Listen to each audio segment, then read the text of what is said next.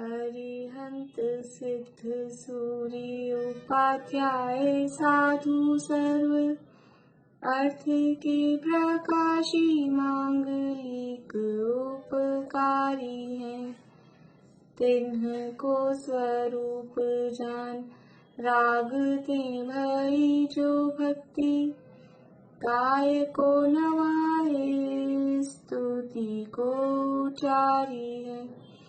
धन्य धन्य तिन्हि ते काज सब आज भय कर जोर बार बार वंदना हमारी है। मंगल कल्याण सुख ऐसो हम चाहत हैं। हो मेरी ऐसी दशा जैसी तुम धारी है। हो मेरी ऐसी दशा जैसी तुम धारी है। मंगलमय मंगल करण प्रीत राग विज्ञान नमो ताहि जाते भई अरहंतादिमान करि मंगल करियो महा ग्रंथ करण को काज जाते मिले समाज सब पावे निज पद राज।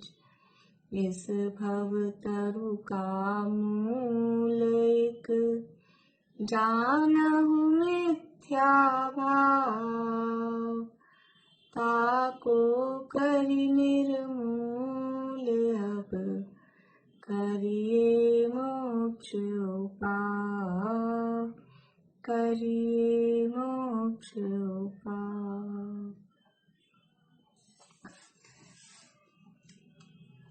प्रश्न देखे आप लोगों ने?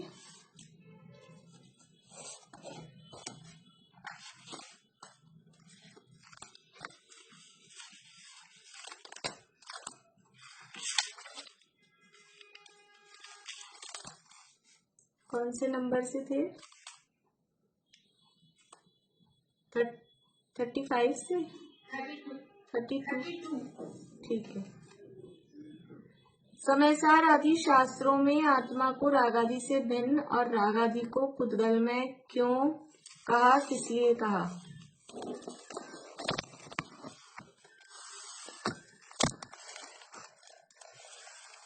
बोलो किसी।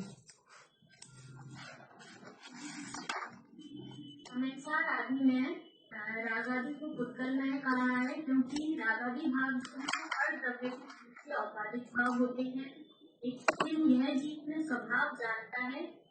यदि वह उन्हें स्वभाव जानेगा तो उन्हें बुरा नहीं मानेगा और उनकी नाश का उद्यम नहीं करेगा। इसलिए इस विपरीत श्रद्धान को छुड़ाने के लिए स्वभाव की अपेक्षा रागादि को भिन्न कहा है और कर्म के निमित्त से मोहित से कहा गया है। बढ़िया बढ़िया। रागादि को स्वभाव मानता है, उसमें क्या दोष है? बोले पूर्णिमांति बोले। रागादि को स्वभाव मानेगा तो उसे बुरा कैसे जानेगा और उसके उद्यम का नाश भी नहीं करेगा। उसके नाश का उद्यम भी नहीं करेगा। बढ़िया। रागादि को सर्वथा पर मानने में क्या दोष होता है? अनिता आंटी। रागादि को सर्वथा पर मानेगा तो भी उसके नाश का उद्यम नहीं करेगा क्योंकि वह कहता है कि अगर निमित्त हटेगा तो ये रागादि स्वयं दूर हो जाएंगे। तो कोई उपाय नहीं है। हाँ, रागादि को सर्वथा पर मानने में भी उसके नाश का उपाय नहीं करेगा। उपादान और निमित्त की मुख्यता से रागादि किसके हैं? निशांति। उपादान आपका क्वेश्चन क्या था? उपादान और निमित्त की मुख्यता से रागादि किसके हैं? यानी उपादान की मुख्यता से किसके हैं, निमित्त की मुख्यता से किसके हैं? उपादान की मुख्यता से रागादि आत्मा के हैं एवं निमित्त की मुख्यता से रागादि कर्म के। हाँ, औपाधिक कर्म के हैं, प्रभाव में। बढ़िया। रागादि को आत्मा के कहने में अथवा प्रभाव कहने में श्री गुरु का प्रयोजन क्या है?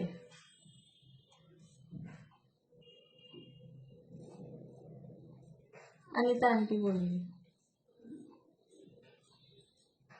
रागादि को आत्मा के या प्रभाव कहने श्री गुरु का प्रयोजन तो रागादि छुड़ाने का ही है। हाँ, श्री गुरु का प्रयोजन एक ही है, रागादि छुड़ाना।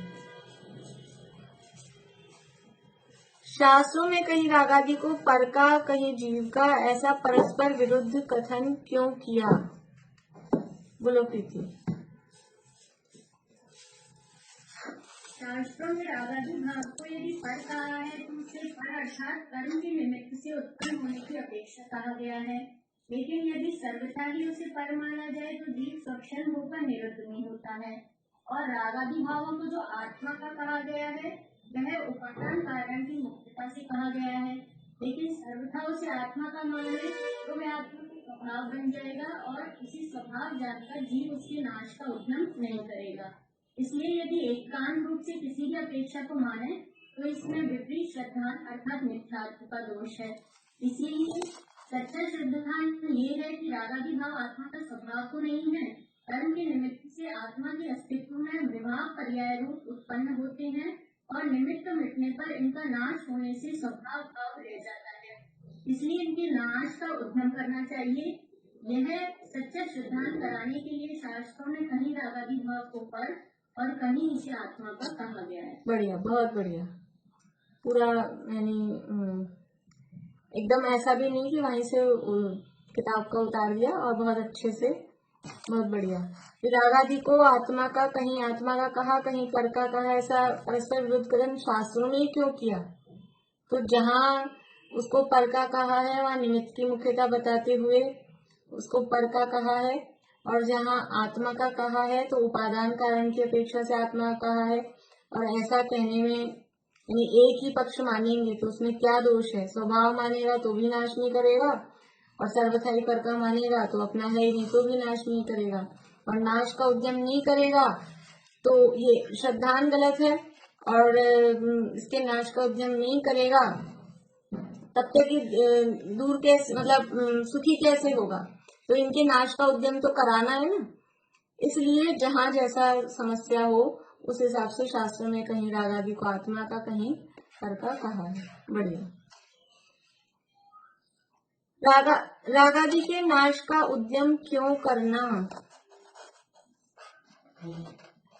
पूर्णिमा आंटी बोलिए।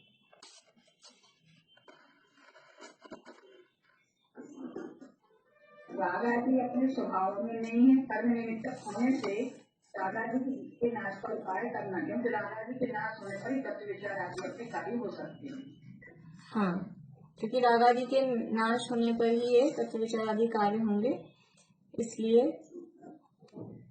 इनके नाश का उद्यम करना। रागादि कर्म के निमित्त से होते हैं, अतः इनके नाश का उद्यम करना निरर्थक है या नहीं, सिद्ध कीजिए।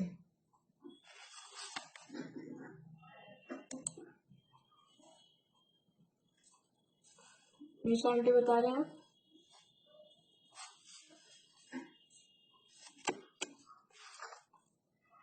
एक कार्य होने में अनेक कारण चाहिए, उनमें से कुछ कारण तो बुद्धिपूर्वक होते हैं, कुछ कारण अबुद्धिपूर्वक होते।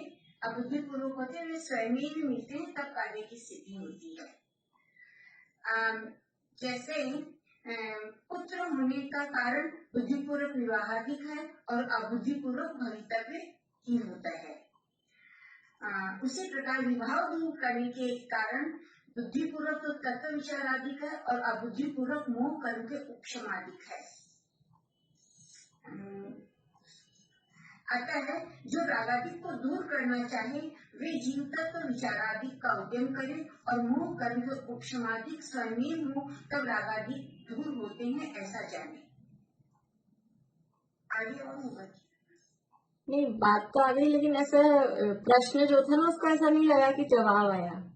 मतलब बात तो ये एक लाइन लास्ट में और आनी चाहिए ना। प्रश्न ये था कि रागादि कर्म के निमित्त से होते हैं। नाश का कथन निरर्थक नहीं है। हाँ, इसलिए उनके नाश का उद्यम हमको करना चाहिए। मतलब वो तब वो आंसर ऐसा लग रहा था इनकम्प्लीट है अभी। ठीक है, बढ़िया। चलो इतने ही थे ना। हाँ प्रीति, आप बोलोगे इसका आंसर एक बार पूरा? हाँ हाँ जी। किसी भी कार्य को होने में अनेक कारण चाहिए। उनमें जो उद्यम पूर्वक मिले वे बुद्धि पूर्वक, और जो स्वयं मिले वे अच्छी पूर्वक कारण जानना चाहिए।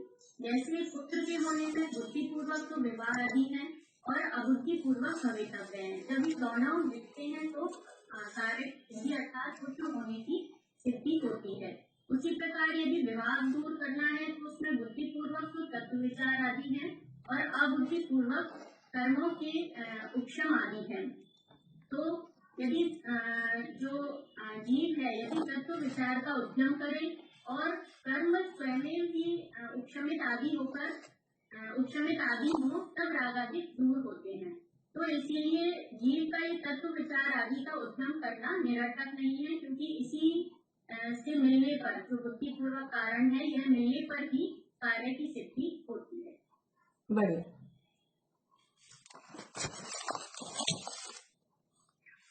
देखिए, अपनी चर्चा चल रही थी इसी संदर्भ में। रागादिक वाला जो एक प्रकरण था वो अपने पूरे हुए। रागादि के संबंध में 3-4 पॉइंट थे, वो बात पूरी हुई। और फिर अंत में उन्होंने एक डांट फटकार जैसी लगाई कि तू खुद तो यानी करना चाहता नहीं है, तेरी रुचि नहीं है और बहाने बना रहा है बार बार में। कभी भवितव्य का, कभी होनहार का, इसलिए मेरा काम नहीं हो रहा है। तो कह रहे हैं कि ये और सब जगह तो रुचि है, जहाँ रुचि होती है वहाँ उद्यम करता ही करता है। एक सूत्र मतलब एक सूक्ति चलती है, रुचि अनुयायी वीर्य।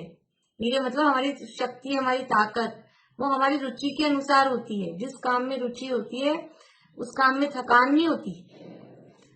देखो मैं बताऊं आप लोगों को, मतलब ऐसा उदाहरण के लिए, जैसे आज दोपहर में क्लास लेने से पहले बहुत थकान लग रही थी मुझे और ऐसा लग रहा था कि सो ही जाओ, मतलब लग ऐसा रहा था।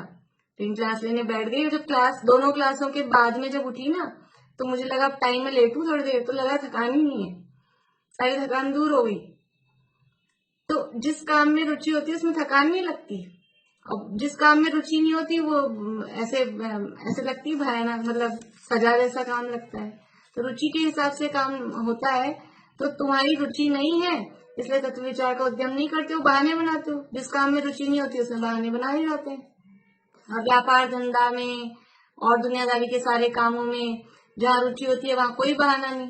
जिसको बाजार में घूमने जाने का शौक हो, खुद को शॉपिंग करने का शौक हो तो ठीक है ही, खुद को नहीं भी हो तो दूसरे के साथ भी जाने को मिल रहा हो, ऐसे ही कोई साथ में ले जाए। जिसको इंटरेस्ट है वो उसके हाँ चलेंगे, बिल्कुल आराम से काम सल्टा लेंगे फटाफट। और अपन कहो दिन में 2 बजे क्लास है, टाइम ही नहीं होता है, टाइम ही नहीं मिलता है, काम ही नहीं खत्म होते हैं, फिर टाइम ही नहीं मिलता है। तो जहाँ रुचि होती है वहां अपने आप टाइम भी निकलता है, शक्ति भी लगती है। तो ये उसको यही कहा कि तू खान पान व्यापार आदि का तो उद्यम करता है और यहाँ होनहार बतलाता है। इससे मालूम होता है कि तेरा अनुराग यहाँ नहीं है। यदि होनहार का वास्तव में श्रद्धान हो तो किसी भी काम में फिर वो आगे बढ़ के करता हुआ नहीं दिखे। वास्तव में होनहार का श्रद्धान मतलब क्रमबद्ध पर्याय का श्रद्धान हो तो उसको तत्व विचार करने में तो उद्यम समझ में आता है, और बाहर के जो लौकिक कार्य होते हैं वो होनहार पे डाले जाते हैं। तत्व विचार तो बुद्धि पूर्वक, पुरुषार्थ पूर्वक, उद्यम पूर्वक किया जाता है, और लौकिक काम है वो वास्तव में होनहार, वो वास्तव में ही उसमें, क्योंकि हमारा चलता नहीं है, पर पदार्थों में, पर द्रव्यों में हमारी चलती नहीं है। ये तत्व विचार ही अपना काम है। विचार है ना ज्ञान की पर्याय है, और ज्ञान स्वरूपी में हूँ, ज्ञान जीव का गुण है। तो ये तो हमारे हाथ में है, अपने द्रव्य का परिणमन तो हमारे हाथ में है, लेकिन बाहर में परद्रव्यों का परिणमन है, कमाना, धमाना, बनाना, खिलाना, पिलाना, जो भी दुनिया भर के जो भी काम है, ये तो सब परद्रव्यों के काम है। परद्रव्य का परिणमन, परद्रव्य के कार्य हमारे हाथ में नहीं होते, वो तो होनहार के अनुसार है। कितना कोई चाहे, कौन किसको क्या कर सकता है। आदिनाथ भगवान ने, भरत जी ने मारीची को अच्छे संस्कार नहीं दिए, समोषण में से होके भाग गया। तो परद्रव्य का परिणमन है, वो किसी के हाथ की बात नहीं है। अपना स्वयं का परिणमन, स्वयं का तत्व विचार वो अपने हाथ में है। लेकिन यदि होनहार का ही समझ यानी बात कहते हो तो सब जगह होनहार लगाओ, लेकिन इससे मालूम हो रहा है कि खाली तुम्हारी रुचि नहीं है, अनुराग नहीं है, मानादिक से झूठी बातें बनाता है। इस प्रकार ये जीव मिथ्या दृष्टि है, ऐसा यहाँ सिद्ध किया। फिर बात अपनी चालू हो गई थी कि कर्म नो कर्म का संबंध होते हुए भी आत्मा को निर्बंध मानते हैं। पेज नंबर 198 पे कर्म नो कर्म का संबंध है, फिर भी आत्मा को निर्बंध मान रहे हैं। तो इनका बंधन भी प्रत्यक्ष देखा जाता है। ज्ञानावरणादिक से ज्ञानादि का घात देखा जाता है और शरीरादि द्वारा उसके अनुसार अवस्थाएं होती देखी जाती है। फिर बंधन कैसे नहीं है? यदि बंधन न हो तो मोक्ष मार्गी इनके नाश का उद्यम किस लिए करे? ये बंधन देखा जा रहा है, घातिया कर्मों का भी अघातिया कर्मों का भी स्पष्ट रूप से। बड़े दादा एक उदाहरण देते थे कर्म को सिद्ध करने के लिए, कि वो बताते थे कहीं स्कूल में गए, महावीर स्कूल की बात, कि वो कवि प्रवचन करने के लिए वहां गए बच्चों के सामने, तो बच्चों को बताना था कि कर्म है, कर्म का बंधन है। कैसे बताएं कि तुम सब बैठे हो, तुम्हारी सबकी शक्ल एक सी है क्या? नहीं, एक की भी शक्ल एक सी नहीं है। और जो सब बैठे हो सबकी अकल एक सी है क्या? अकल भी एक सी नहीं है, ना शक्ल एक सी है ना अकल एक सी है। सबकी बाहर की परिस्थितियां एक सी है क्या? माता पिता का घर, मतलब जो भी घर का स्टैंडर्ड है या जो भी तरह है, वो भी सबकी एक सी नहीं है। इससे क्या समझ में आ रहा है कि ये अलग अलग क्यों है सबका, कि कुछ ना कुछ है। वो एक कर्म होता है, उस कर्म के हिसाब से सबकी शक्ल होती है, सबकी अकल होती है, सबकी बाहरी परिस्थितियां होती हैं, ये सब इसमें काम करता है। तो ये तो साफ प्रत्यक्ष दिखाई दे रहा है कि कर्म नो कर्म का संबंध है। और फिर यदि ये बंधन नहीं है ऐसा कह रहे हो, और हम मान लें कि बंधन है ही नहीं, तो फिर इसके नाश का उद्यम कैसे करें? तो उत्तर कल हमने देखा था कि ये बात उसकी कहाँ से उठ के आई। उसने कहा कि शास्त्रों में भी आत्मा को कर्म नो कर्म से भिन्न अबद्ध स्पष्ट कहा है। और शास्त्रों में कहा है कि समय सार की 14वीं गाथा में अबद्ध स्पष्ट कर्मों ने से जीव बंधा भी नहीं है और कर्मों ने जीव को छुआ भी नहीं है, ऐसा वहां एक विशेषण दिया आत्मा के अनुभव करने के लिए। और जो व्यक्ति ऐसे आत्मा का अनुभव करता है उसको तुम शुद्ध न जानो, ऐसा वहां कहा। और शुद्ध न का अर्थ वहां पे नया नहीं, शुद्ध न का अर्थ है वहां आत्मा की अनुभूति, शुद्ध न का अर्थ है शुद्ध न का विषय। वहां जो गाथा है, कल हमने गाथा पढ़ के देखी थी, अबद्ध पुट्ठ अनन्य नियत विशेष जाने आत्म को संयोग विरहित भी कहे, जो शुद्ध न उसको कहे। तो ये 5 विशेषण सहित जो आत्मा का अनुभव करता है उसी का नाम शुद्ध न है, या वही आत्मा की अनुभूति है। तो वहां कहा है आत्मा को कर्म नो कर्म से भिन्न अबद्ध स्पष्ट। तो कल हमने टीका में पढ़ के देखा था कि ये जो अबद्ध स्पष्ट कहा है, उससे पहले क्या कहा? उससे पहले कहा कि यदि उसको अवस्था की तरफ से देखा जाएगा, पर्याय की तरफ से देखने पर, उदाहरण कौन सा दिया था? आज क्या बात है, सबकी खिड़कियां बंद क्यों है? क्या दिया था उदाहरण? कमलनी पत्र। कमलनी पत्र पानी में डूबा हुआ दिखाई देने पर पहले क्या स्वीकार कर रहे हैं कि वो पानी में डूबा हुआ है, और डूबा हुआ दिखाई देने पर भी उसके स्वभाव के समीप जाकर देखते हैं तो पानी ने उसको छुआ भी नहीं है और पानी से बिल्कुल भी स्पर्शित नहीं है। तो वो कमलनी पत्र का तो उदाहरण दिया। ऐसे ही ये जो कर्मों से बंधा हुआ आत्मा वर्तमान अवस्था में है, पहले इसको स्वीकार किया कि ये जो कर्मों से बंधा आत्मा है, ये कर्मों से बंधा हुआ अभी पर्याय में दिख रहा है, अवस्था में दिख रहा है, अवस्था की दृष्टि से देखें, और उसके स्वभाव के समीप जाकर देखें तो कर्मों ने उसको छुआ भी नहीं है और कर्मों से वो बंधा भी नहीं है। तो ऐसे पर्याय की तरफ से और अवस्था की स्वभाव की तरफ से, ये दो अपेक्षाएं वहां दी है और उसमें से पहले इस पर्याय वाली अपेक्षा को पहले स्वीकार किया है और फिर स्वभाव को बताया है। अब उसने खाली एक बात पकड़ ली कि अवध स्पष्ट कहा है। तो ये प्रश्न उसका वहां से उठा। उत्तर देखिए किस प्रकार से दे रहे हैं। संबंध अनेक प्रकार के हैं, वहां तादात्म्य संबंध की अपेक्षा आत्मा को कर्म नो कर्म से भिन्न कहा है।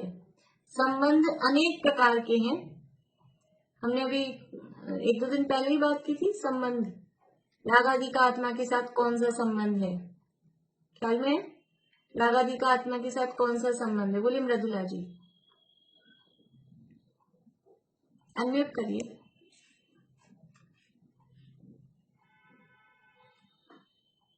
तादात्म्य संबंध। हाँ, और तादात्म्य में भी कौन सा तादात्म्य? दो तरह के थे, एक नित्य तादात्म्य, एक अनित्य तादात्म्य। तो कौन सा तादात्म्य? अनित्य तादात्म्य। तो एक तादात्म्य संबंध। लेकिन उस दिन जब मैंने प्रश्न पूछा था तो कई लोगों ने जवाब दिया था एक क्षेत्र अवगाह है, अलग अलग टाइप से। तो संबंध अनेक प्रकार के होते हैं। एक क्षेत्र अवगाह संबंध, संश्लेष संबंध, तादात्म्य संबंध, संयोग संबंध, ये तो मुख्य मुख्य हैं। और भी अलग अलग न्याय शास्त्रों में नाम मिलते हैं। तो ये संबंध अनेक प्रकार के हैं। वहां तादात्म्य संबंध की अपेक्षा आत्मा को कर्म नो कर्म से भिन्न कहा है। यानी कर्म और नो कर्म के साथ में आत्मा का तादात्म्य संबंध नहीं है। तादात्म्य संबंध की अपेक्षा से तो भिन्न है कर्म और नो कर्म। कर्म का अर्थ है यहाँ पर द्रव्य कर्म, और नो कर्म तो नो कर्म है। कर्म तीन प्रकार के होते हैं, द्रव्य कर्म, भाव कर्म और नो कर्म। तो कर्म नो कर्म की अपेक्षा अर्थात द्रव्य कर्म और नो कर्म की अपेक्षा तादात्म्य संबंध नहीं है। भाव कर्म से तो हमने तादात्म्य संबंध बताया, मोह राग द्वेष भाव यानी भाव कर्म, वो तो अनित्य तादात्म्य संबंध है। लेकिन जो द्रव्य कर्म है और नो कर्म है उनके साथ में अनित्य तादात्म्य भी नहीं है, तादात्म्य संबंध नहीं है, इसलिए उनको भिन्न कहा है। लेकिन कोई भी संबंध नहीं हो ऐसा नहीं है, बिल्कुल ही संबंध नहीं हो ऐसा नहीं है। क्या कह रहे हैं? संबंध अनेक प्रकार के हैं, वहां तादात्म्य संबंध की अपेक्षा आत्मा को कर्म नो कर्म से भिन्न कहा है। क्यों? क्योंकि द्रव्य पलटकर एक नहीं हो जाते। तादात्म्य कब हो? तादात्म्य का मतलब है वो उस रूप हो जाए। जैसे जब भाव कर्म के साथ अनित्य तादात्म्य कहा कि जिस समय क्रोध का परिणाम आता है उस समय वो आत्मा पूरा क्रोधी हो जाता है, क्रोधी आत्मा कहते हैं। जिस समय राग का उदय है उस समय रागी आत्मा कहा जा रहा है। तो वो उस समय उतनी देर के लिए उस एक में एक दिखाई देते हैं, अनित्य है ना, क्योंकि और ज्ञान आदि के साथ में गुणों के साथ में तो नित्य तादात्म्य है। तो वो यानी ज्ञान स्वरूपी जीव हमेशा ही रहता है। तो ये जो कर्म नो कर्म के साथ संबंध कहा है वो तादात्म्य संबंध नहीं कहा, क्योंकि तादात्म्य संबंध तो जब होता है जब वो द्रव्य उस रूप हो जाता है। लेकिन ऐसा ये द्रव्य कर्म नो कर्म रूप जीव नहीं हो जाता, या कर्म नो कर्म जीव रूप नहीं हो जाते, द्रव्य पलटकर एक नहीं हो जाते। और इसी अपेक्षा से अबध स्पष्ट कहा है, इसी अपेक्षा से उनको अबध स्पष्ट कहा है, क्योंकि ये जीव है वो कर्म रूप नहीं हो जाता, कर्म है वो जीव रूप नहीं हो जाता, दोनों एक दूसरे रूप नहीं होते। इसलिए कहा है कर्मों से आत्मा बंधा नहीं है, कर्मों ने आत्मा को छुआ नहीं है। बंधा छुआ कब कहा जाए? कि जब वो मिल जाते। गुरुदेव बोलते हैं ना, गुरुदेव के प्रश्न में, एक द्रव्य बीजा द्रव्य ने अड़तो नहीं, एक द्रव्य दूसरे द्रव्य को छूता नहीं है। ये ताली बजी उनका उदाहरण है। ये ताली बजी तो इस हाथ ने इस हाथ को छुआ नहीं, ऐसे कैसे कह रहे? दूर रहती है तब तो ताली बजती नहीं है, छुआ तो है नहीं। छूने का मतलब है तादाद में हो जाए तो छूना है। लेकिन एक परमाणु दूसरे परमाणु रूप नहीं होता है, ये वाला परमाणु इस परमाणु रूप नहीं होता। और अभी तो ये दो स्कंद हैं, कौन सा अभाव है इनमें? इस हाथ में और इस हाथ में कौन सा अभाव है?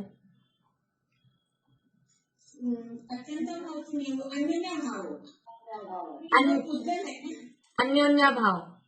एक पुद्गल स्कंद का दूसरे पुद्गल स्कंद में, दोनों वर्तमान पर्यायों में क्या है? ये दोनों अन्योन्या भाव हैं।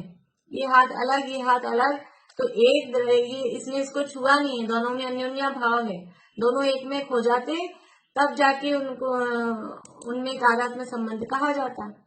इसलिए कर्म और नो कर्म के साथ में ऐसा तादात्म्य संबंध नहीं है जीव का। वो कर्म नो कर्म जीव रूप नहीं होते, जीव कर्म नो कर्म रूप नहीं होता। इसलिए वहां कहा है अबद्ध स्पष्ट, कर्मों ने आत्मा को छुआ नहीं है, कर्मों से आत्मा बंधा नहीं है, अपेक्षा है, वो उस अपेक्षा से कहा है।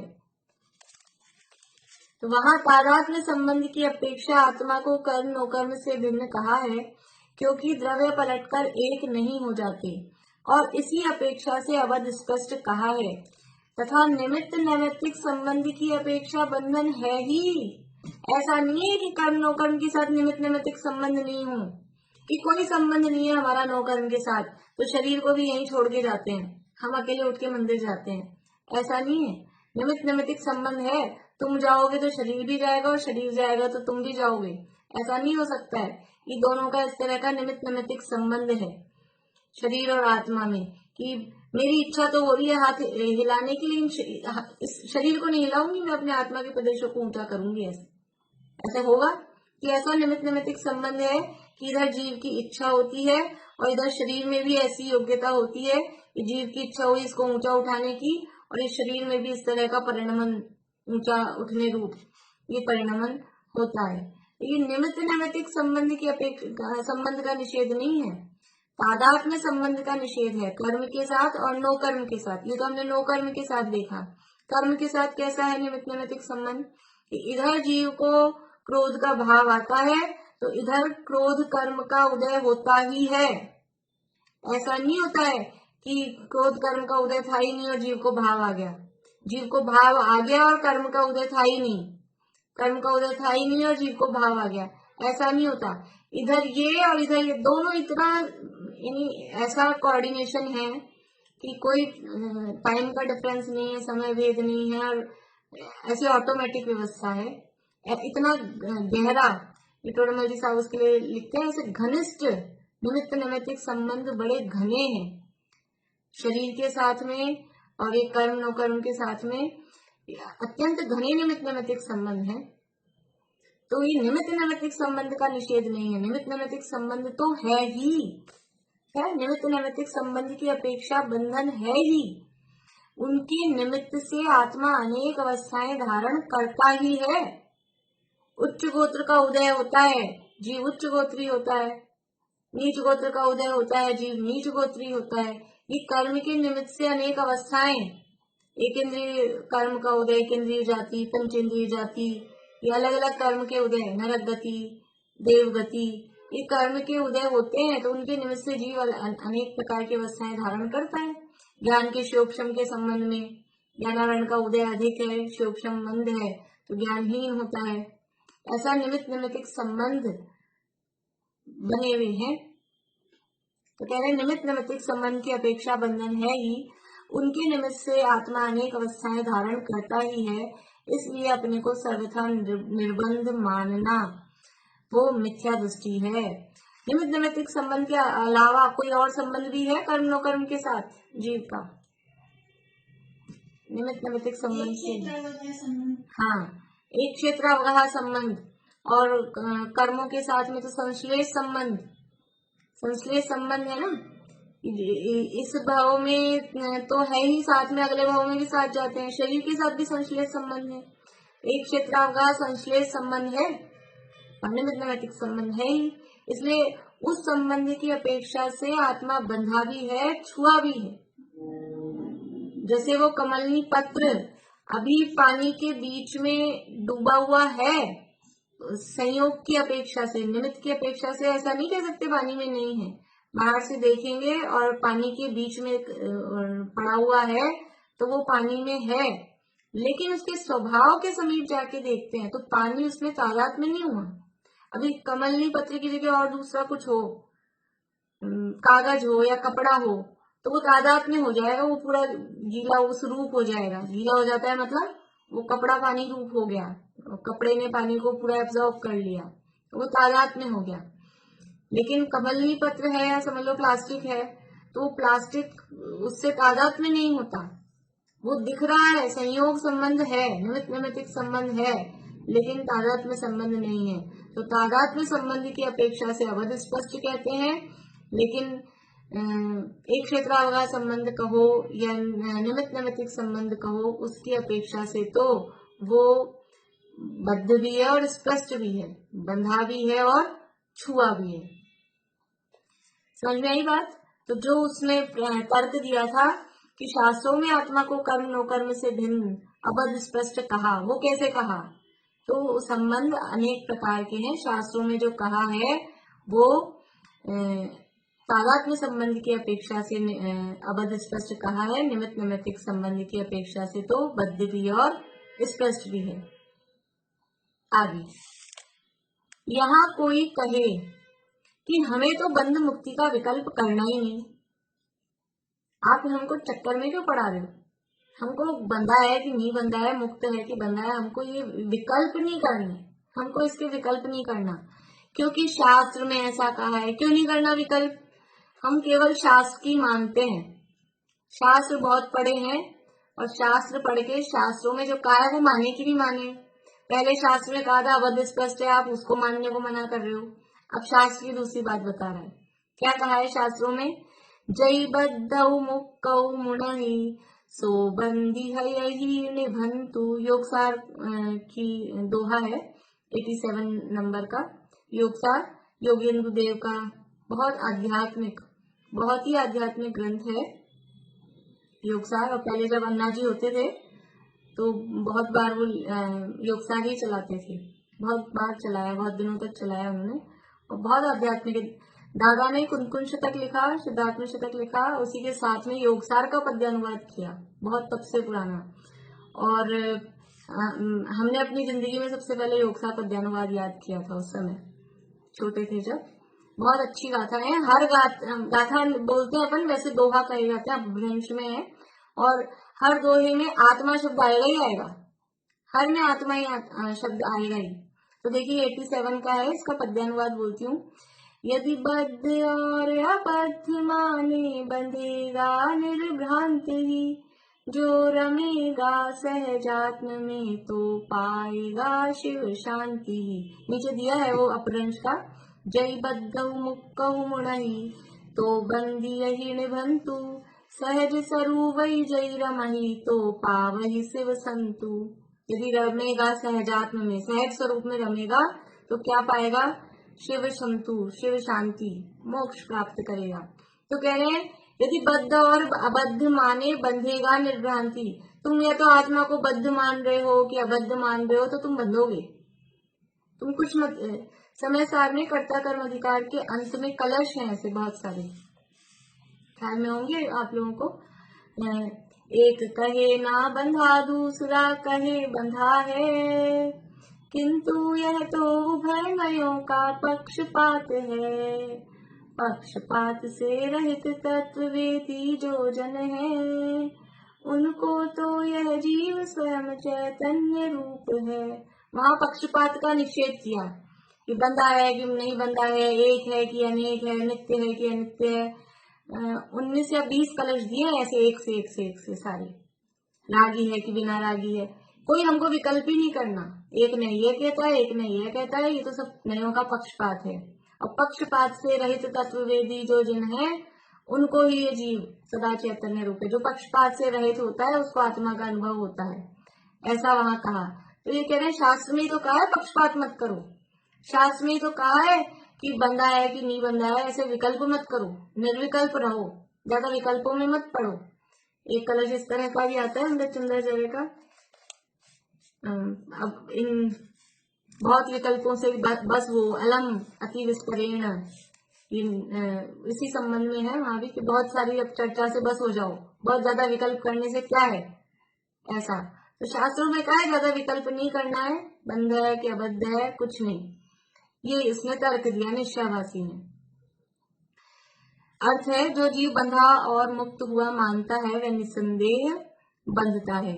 उससे कहते हैं जो जीव केवल पर्याय दृष्टि होकर बंध मुक्त अवस्था ही को मानते हैं, द्रव्य स्वभाव का ग्रहण नहीं करते उन्हें ऐसा उपदेश दिया है कि द्रव्य स्वभाव को न जानता हुआ जो जीव बंधा मुक्त हुआ मानता है वह बंधता है। पर्याय दृष्टि होकर बंध मुक्त अवस्था ही को मानते हैं। क्या कहा? केवल पर्याय दृष्टि होकर, केवल पर्याय पर दृष्टि है, केवल अवस्था पर दृष्टि है, और इस पर्याय दृष्टि होकर बंध मुक्त अवस्था ही को मानते हैं, स्वभाव के समीप नहीं जा रहे। या तो कह रहे हैं वो कमलनी पत्र डूबा हुआ दिख रहा है पानी में तो डूबा हुआ है, या फिर कोई बाहर कमलनी पत्र तो डूबा हुआ ही रहता है। समझ लो कोई अपन प्लास्टिक देखें, वही प्लास्टिक की बात लें तो वो प्लास्टिक कोई दिख रहा है अगर डूबा हुआ है पानी में तो कह रहे हैं ये डूबा है, और कोई पानी के बाहर दिख रहा है तो कह रहे हैं ये बिना डूबा हुआ। अवस्था को देख रहे हैं लेकिन उसके स्वभाव को, जैसे पानी की उष्णता का अपन देख सकते हैं कि जिसको पानी गर्म दिख रहा है, अग्नि के संयोग से में रखा हुआ पानी, और वो उसको पानी अभी गर्म दिख रहा है तो वो बोलता है ये तो गर्म है, और जो ठंडा दिख रहा है वो ठंडा है। केवल अवस्था को देख रहा है, लेकिन पानी का स्वभाव कैसा है, चाहे गर्म वाला दिख रहा हो चाहे ठंडा वाला दिख रहा हो, उसका नेचर कैसा है, नेचर उसका ठंडा ही है। स्वभाव नहीं देख रहा, अवस्था की तरफ से देख रहा है पर्याय दृष्टि होकर। जो जीव केवल पर्याय दृष्टि होकर बंध मुक्त अवस्था ही को मानते हैं, द्रव्य स्वभाव का ग्रहण नहीं करते, उन्हें ऐसा उपदेश दिया है कि द्रव्य स्वभाव को न जानता हुआ जो जीव बंधा मुक्त हुआ मानता है वह बंधता है। स्वभाव को आप जान ही गए और फिर खाली ये मान रहे हो कि ये तो बंधा है ये मुक्त है, तो वो उसका निर्णय सही नहीं है। वो क्यों बंधता है? क्योंकि उसका निर्णय सही नहीं है, और सही नहीं निर्णय नहीं है, विपरीत निर्णय है, मतलब उसकी श्रद्धा विपरीत है, और श्रद्धा विपरीत है मतलब मिथ्या दृष्टि है, और मिथ्या दृष्टि जीव को कर्मों का बंधन होता है। सम्यक दृष्टि निर्बंध होता है, बंधन होता है कि नहीं सम्यक दृष्टि को?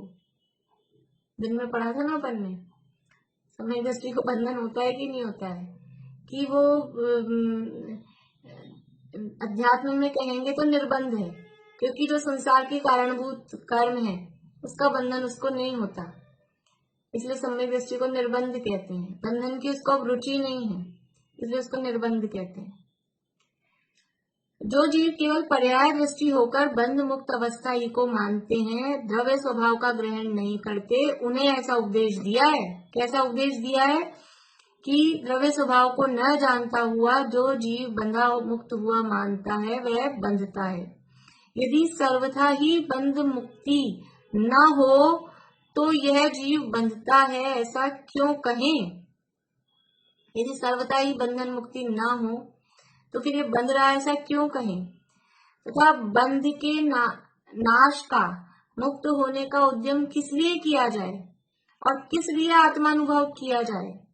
इसलिए द्रव्य दृष्टि से एक दशा है और पर्याय दृष्टि से अनेक अवस्थाएं होती हैं, ऐसा मानना योग्य है। समस्या कहाँ थी? समस्या वही है कि शास्त्र में जो कथन जिस अपेक्षा से किया है उस अपेक्षा को नहीं समझ के सर्वथा ही वैसा मान लिया।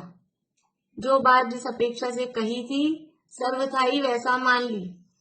जैसे कि पहले भी मैंने उदाहरण दिया आपको, शाम को बज गए अभी के हिसाब से समझ लो 5:45-6 बज गए, और बच्चा कहे कि मैं पढ़ने जा रहा हूँ, तो हम क्या कहेंगे?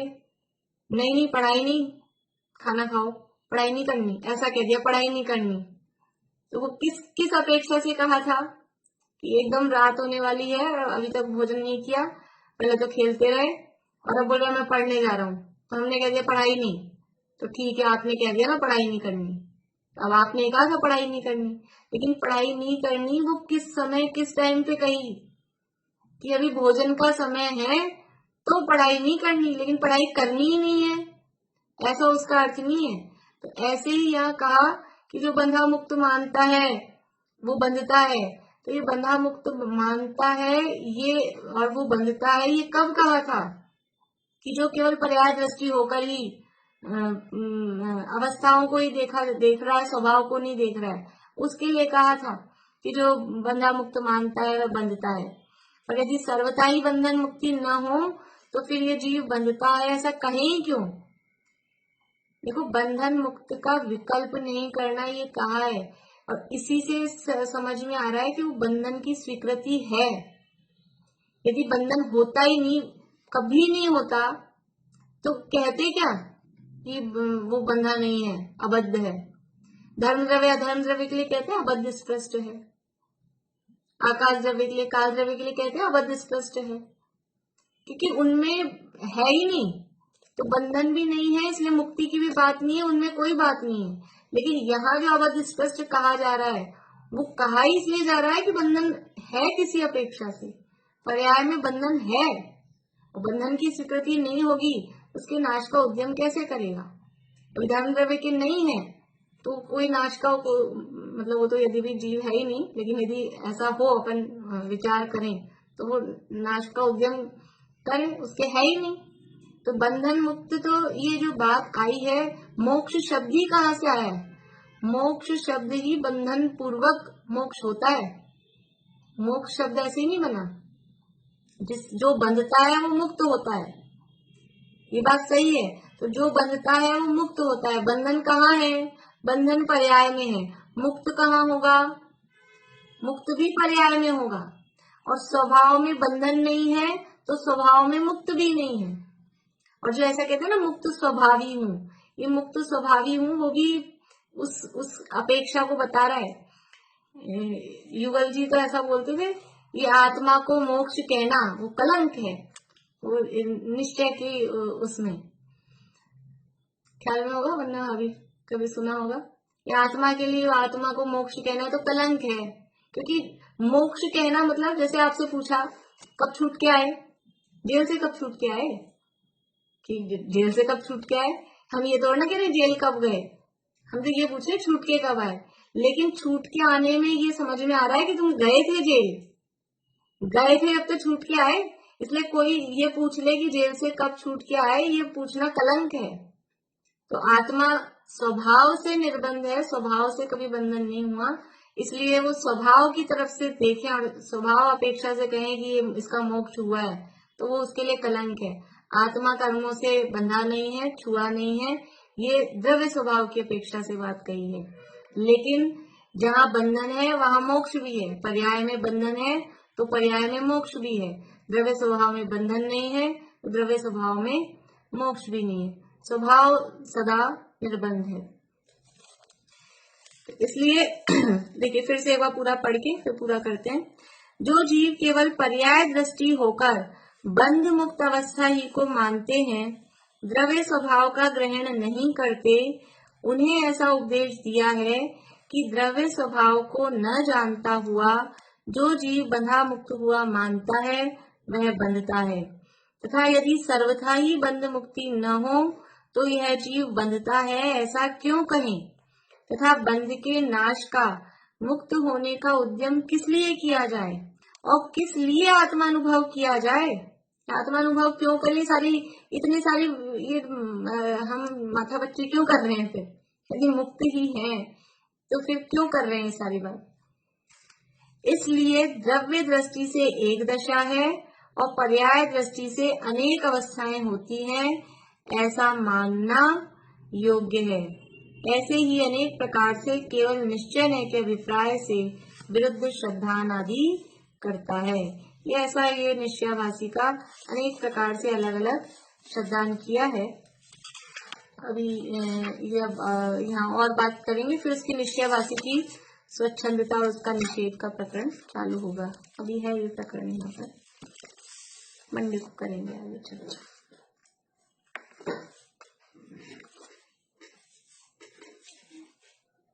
मैं यदि मोक्ष पर्याय है तो फिर अपन उस जीव को क्या बोलेंगे जो मुक्त हो जाते हैं उनको, और मुक्त जो होते हैं उनको क्या बोलेंगे? मुक्त अवस्था को। मुक्त अवस्था को क्या बोलते हैं आप बताओ? मुक्त जीवों को क्या बोलते हैं?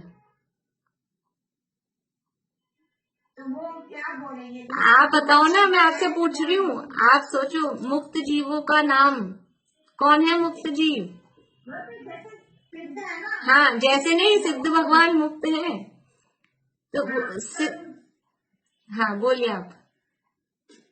सिद्ध भगवान मुक्त है तो पर ये समझ में नहीं आ रहा है कि मोक्ष पर्याय है, तो क्या बोलिए जो मुक्त हो गए, बस सिद्ध हो गए, ऐसे बोले? हाँ, तो सिद्ध दशा, मुक्त हो गए यानी सिद्ध हो गए, सिद्ध दशा बोल रहे ना, दशा यानी पर्याय, सिद्ध पर्याय है कि नहीं है, सिद्ध पर्याय है कि नहीं, अरहंत पर्याय है कि नहीं, ये सब पर्याय तो है, पर्याय तो है ना।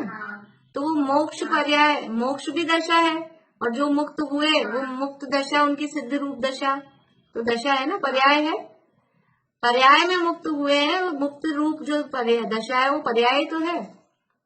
7 तत्वों में 5 पर्याय रूपी तो पर्याय, हाँ पर्याय रूप है ना, मोक्ष तत्व पर्याय रूप है, नहीं है आपको समझ में?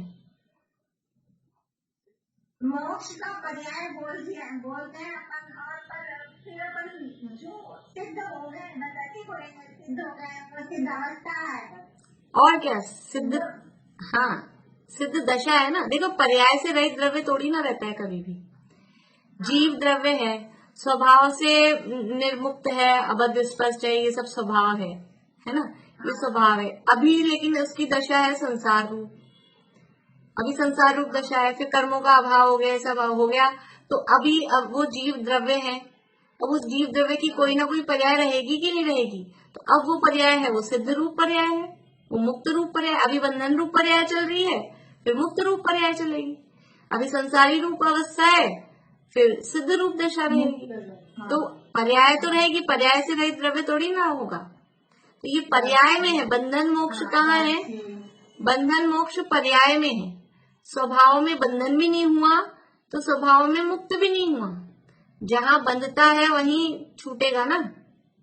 वो एक उदाहरण आता है ना, वो 99 ऊंटों को तो बांध दिया, ऊंट वाला एक उदाहरण आता है इस समय अपना, 100 ऊंट थे एक आदमी के पास में और रस्सियां उसके 99 ही थी, तो एक को ऐसे एक्टिंग करके कर दिया उसने, अब वो तो बंध गया एक्टिंग में, तो 99 को तो खोल दिया सुबह उसने, और एक कि वो भी बंध गया था, वो उठा ही नहीं, क्योंकि वो बंध गया था, तो जैसे बांधा था वैसे उसको खोला फिर से एक्टिंग करके ही, तो वो जहां बंधन है वहीं मुक्ति है।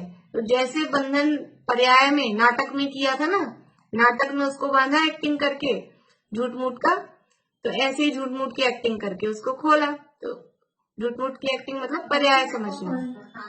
हाँ, तो इसलिए पर्याय में जीव बंधा है, पर्याय में ही मुक्त होगा, स्वभाव से ना बंधा है ना स्वभाव में मुक्त होना। जैसे वो ऊंट ना तो बंधा था और ना उसको खोला, क्या ऊंट को खोला, क्या एक्चुअल में तो बंधा भी नहीं था तो खुला भी नहीं है, क्योंकि पहले से खुला ही है। ऐसे ही एक्चुअल में आत्मा ना बंधा है तो बंधा नहीं है, तो फिर वो मुक्त भी क्या होगा, क्योंकि वो तो खुला ही था ना, मुक्त। इसलिए मुक्त स्वभावी का मतलब क्या, कि वो तो छूटा हुआ ही, बंधन था ही नहीं, बंधन तो खाली पर्याय में हुआ, बंधन तो खाली नाटक में हुआ, तो ये नाटक चल रहा है, इस नाटक में बंधन है, वो नाटक में ही छूटना है। तो ये शास्त्रों में अलग अलग अपेक्षा से, जिसकी जैसी बीमारी है उस अपेक्षा से, जहाँ जिस नयों को जिस कथन को मुख्य किया है उस अपेक्षा से कथन किया है, पर वो एकांत को पकड़ के ऐसे गलत अभिप्राय ग्रहण करता है तो निश्चयाभास हो जाता है।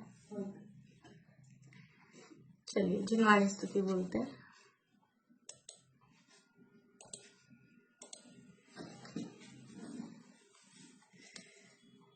तुम हो अनादि अनंत जिन तुम ही अखंडानंत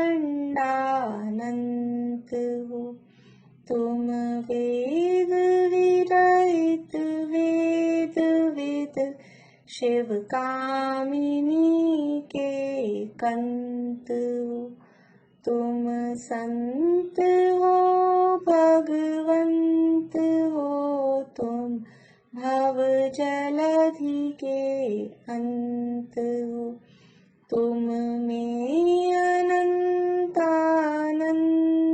गुण, तुम ही अनंतानंत